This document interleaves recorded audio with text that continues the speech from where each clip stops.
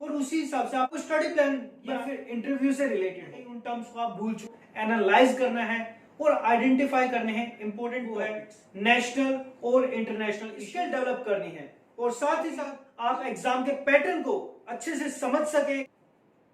UPSC exam India का सबसे toughest exam, और इस एग्जाम को क्रैक करने का सपना हर यूपीएससी एस्पिरेंट देखता है, पर कौन से एस्पिरेंट्स इस सपने को साकार कर पाते हैं? ये वही एस्पिरेंट्स होते हैं जिनका जो प्रिपरेशन का तरीका है वो बाकी एस्पिरेंट्स की कंपैरिजन में बेहतरीन होता है। और इसीलिए इस वीडियो में मैं मोहित चौधरी फलसवाल, मोटिवेशनल स्पीकर और सक्सेस कोच, आप लोगों के साथ शेयर करने वाला हूं प्रिपरेशन का वो तरीके जो कि आपके सपने को साकार करने में आपकी मदद कर सकते हैं। पर जिससे पहले कि मैं वीडियो में आगे बढ़ूं, मैं आप लोगों को बताना चाहूंगा कि इस वीडियो को रिकमेंड किया है संजीव सोलंकी नाम के एक व्यूअर ने, और इसी तरह आप भी मुझे कमेंट सेक्शन में यह रिकमेंड कर सकते हैं कि आप आने वाली जो वीडियोस हैं वो किस टॉपिक पर देखना चाहेंगे। अब बिना टाइम वेस्ट किए वीडियो में आगे बढ़ते हैं और जानते हैं वो प्रिपरेशन के वो तरीके जो कि आपके सपने को अचीव करने में आपकी मदद करेंगे। देखिए, सबसे पहला काम जो आपको करना है वो है एग्जाम को समझना, अंडरस्टैंड द एग्जाम। कहने को तो ये बहुत ही बेसिक चीज है, बट ये जो है बहुत ही ज्यादा इंपॉर्टेंट रोल प्ले करती है आपकी प्रिपरेशन में, और इसके लिए आपको कुछ चीजों से फैमिलराइज होना पड़ेगा, जैसे कि एग्जाम का जो पैटर्न है वो क्या होता है, सिलेबस क्या होता है, और एलिजिबिलिटी क्राइटेरिया है वो क्या है। अब यहां पर इसको थोड़ा डीप में समझे कि क्यों महत्वपूर्ण है ये सब जानना, इन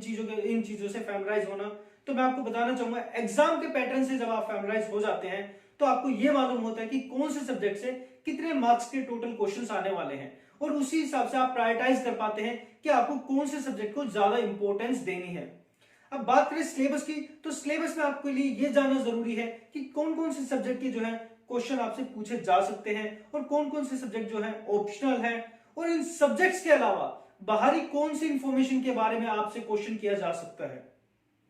थर्ड, बात करें एलिजिबिलिटी क्राइटेरिया की, तो एलिजिबिलिटी क्राइटेरिया में आपके लिए यह जानना जरूरी है कि कौन सा एज ग्रुप जो है एग्जाम के लिए अप्लाई कर सकता है, उसकी क्या क्वालिफिकेशन होनी चाहिए, और यूपीएससी एग्जाम को क्रैक करने के लिए उसे कितने स्टेजेस क्लियर करने पड़ेंगे, और साथ ही साथ कितने अटेम्प्ट्स एक इंसान, एक यूपीएससी एस्पिरेंट जो है वो दे सकता है इस एग्जाम के। अब एक बार आपने एग्जाम की जो बेसिक डिटेल्स है उनको समझ लिया, तो नेक्स्ट काम जो आपको करना है वो है अपने लिए एक स्टडी प्लान तैयार करना, और आपको स्टडी प्लान बनाते वक्त कुछ चीजों को ध्यान में रखना है, जैसे कि आपका जो स्टडी प्लान है वो रियलिस्टिक होना चाहिए, मतलब जिसे आप अपनी एबिलिटी के हिसाब से कंसिस्टेंटली फॉलो अप कर सके। नेक्स्ट, जो आपका स्टडी प्लान है वो आपके एंटायर सिलेबस को कवर अप करे, चाहे वो फिर प्री एग्जाम से रिलेटेड हो या मेन एग्जाम से रिलेटेड हो या फिर इंटरव्यू से रिलेटेड हो। थर्ड, आपके जो टॉपिक्स हैं आप उनको छोटे छोटे सब सेक्शंस में डिवाइड करके पढ़ें, जिससे कि आपको चीजों को समझने में जो है आसानी होगी। फोर्थ ये है कि आपको रिवीजन और प्रैक्टिस के लिए भी जो है टाइम निकालना है, रोजाना आपको प्रैक्टिस भी करनी है, जो भी आपने दिन भर में पढ़ा है उसकी प्रैक्टिस करनी है और उसकी रिवीजन करनी है। फिफ्थ, जो आपका स्टडी प्लान है वो हर सब्जेक्ट को इंक्लूड करे, ऐसा नहीं कि भाई आज के दिन इस सब्जेक्ट को स्किप कर दिया या फिर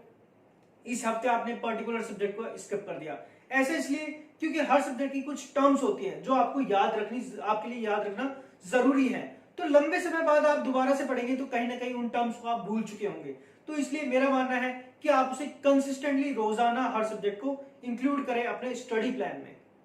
थर्ड स्टेप है सिलेबस कवरेज, और इसके लिए आपको हर सब्जेक्ट के सिलेबस को पढ़ना है, थोरोली पढ़ना है और समझना है। साथ ही साथ प्रीवियस ईयर के क्वेश्चन पेपर्स को एनालाइज करना है और आइडेंटिफाई करने हैं इंपॉर्टेंट टॉपिक्स, मतलब जिसमें से रिपीटेडली क्वेश्चंस आ रहे हैं। एक बार समझने के बाद में और आइडेंटिफाई करने के बाद नेक्स्ट स्टेप आपको लेना है स्टडी मटेरियल इकट्ठा करना, और जैसे कि standard text books, reference books, UPSC specific study material और करंट अफेयर मैगजीन्स और न्यूज़पेपर्स।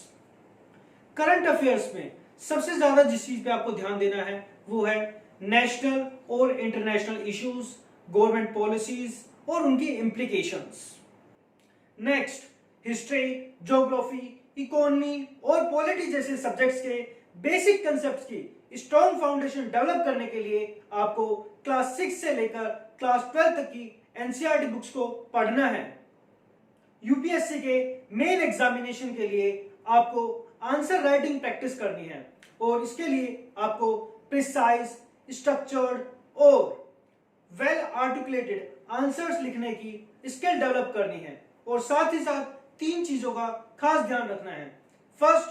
कि आप आंसर राइटिंग को रेगुलरली प्रैक्टिस करें। सेकंड, आंसर्स लिखते वक्त टाइम मैनेजमेंट पर भी ध्यान दें। थर्ड, अपने थॉट्स को कंसाइजली प्रेजेंट करें। प्रिलिमिनरी एग्जाम के लिए रेगुलरली मॉक टेस्ट दें जो कि आपकी प्रोग्रेस को इवेलुएट करने में और इंप्रूवमेंट के एरियाज को आइडेंटिफाई करने में आपकी मदद करेंगे और साथ ही साथ प्रीवियस ईयर के क्वेश्चन पेपर्स को सॉल्व करें ताकि आप एग्जाम के पैटर्न को अच्छे से समझ सके और इस चीज से फैमिलियर हो सके कि एग्जाम में किस तरह के क्वेश्चंस, किस टाइप के क्वेश्चंस आपसे पूछे जा सकते हैं। फाइनली, अपनी अंडरस्टैंडिंग और मेमोरी को स्ट्रॉन्ग बनाने के लिए अपने पढ़े हुए टॉपिक्स को रिव्यू करें और साथ ही साथ अपनी क्विक रिवीजन के लिए कंसाइज नोट्स या माइंड मैप्स बनाएं। धन्यवाद।